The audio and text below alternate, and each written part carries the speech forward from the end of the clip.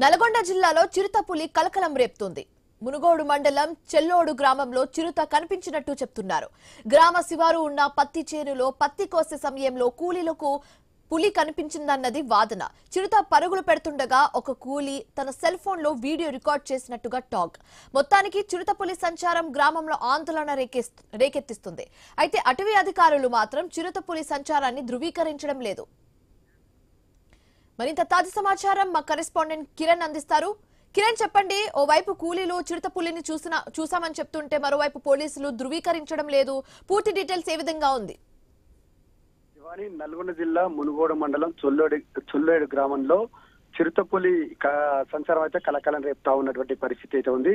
నిన్న మధ్యాహ్నం సమయంలో ఆ ఊరికి చెందినటువంటి బాలగోని నరసింహ అనేటువంటి ఆ రైతు వ్యవసాయ క్షేత్రం సంబంధించి పత్తి కూలీలు అక్కడికి చేరుకున్నారు. పత్తి కోసేటువంటి క్రమంలో ఆ కర్నూలు జిల్లాకు సంబంధించిన ఆ పత్తి కూలీలు ఆ చిరుత పరుగులు పెట్టడాన్ని కూడా గమనించామని కూడా చెప్పారు. ఆ చిరుత పరుగులు పెడుతున్నటువంటి ఒక దృశ్యాన్ని ఒక కూలీ మొబైల్లో బంధించారు. దీంతో సదరు కూలీ సోషల్ మీడియాలో కూడా ప్రచారం చేయడం జరిగింది. అయితే ఈ ఘటనకు సంబంధించి అటవీ శాఖ అధికారులు అయితే ఇంకా ధృవీకరించని పరిస్థితి ఉంది.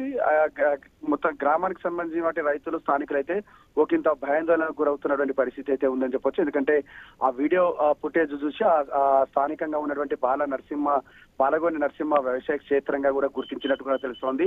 ఆ నేపథ్యంలోనే ఆ ప్రాంతానికి వెళ్లాలంటే రైతులు కావచ్చు, అక్కడ స్థానికులు అయితే ఒకంత భయాందోళనకు గురవుతున్నటువంటి పరిస్థితి అయితే ఉంది. ఈ ఘటనకు సంబంధించి అటవీ శాఖ అధికారులకు అయితే సమాచారం ఇచ్చారు. ఇంతవరకు కూడా ఆ చిరుతకు సంబంధించినటువంటి జాడకు సంబంధించినటువంటి ఆచూకీ గాని అక్కడ పాదముద్రల సేకరణ అయితే ఇంతవరకు జరగనట్టు కూడా తెలుస్తా ఉంది.